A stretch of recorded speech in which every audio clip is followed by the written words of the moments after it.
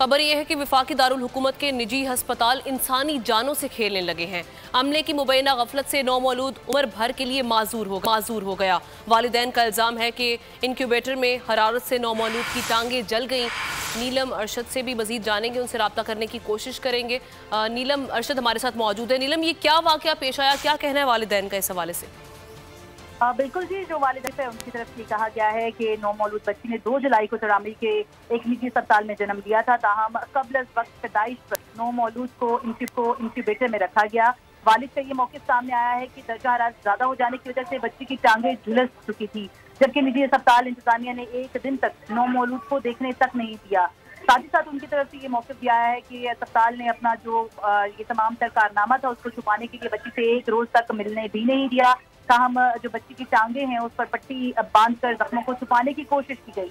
दूसरे अस्पताल शिफ्ट करने पर डॉक्टर्स ने ये बताया है कि नौमौलूद की टांगें जल चुकी हैं। वालिद ने ये भी बताया है कि डॉक्टर्स के मुताबिक नौमौलूद की टांगें ज्यादा हरारत मिलने पर झुलस चुकी हैं, जबकि नौमौलूद को प्रिम्स अस्पताल के बर्न सेंटर में दाखिल करा दिया गया है। और तमाम तरह गफलत के बाद अब जो बच्ची है उसकी दोनों टांगें जाया हो चुकी हैं और वालिदैन जो और अस्पताल इंतजामिया के खिलाफ कोई कार्रवाई अमल में लाई गई?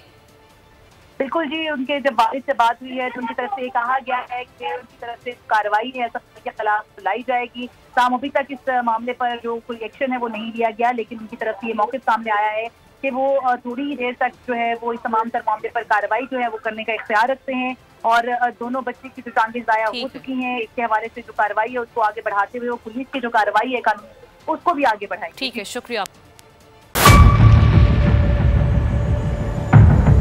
बड़ी ईद की खुशियों में बोल ने दिया अपने अवाम का साथ। अवामी शिकायत पर बोल ने उठाई आवाज।